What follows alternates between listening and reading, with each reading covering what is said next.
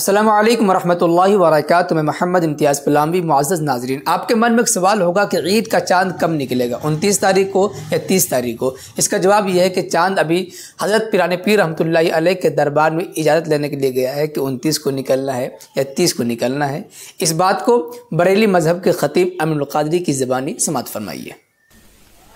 हज़रत शेख अली इब्ने हेती फरमाते हैं कि मैं 29 रमज़ान को आपकी बारगाह में गया तो मैंने देखा कि एक खूबसूरत जवान बड़ा सजा धजा और बड़ा खुश था। तो वो जो है वो निकल करके जा रहा था। मैंने कहा हजरत कितना खूबसूरत है, कितना सज धज के है और कितना खुश है, कौन था ये? गौस पाक मुस्कुरा के कहते हैं वो ईद का चांद था,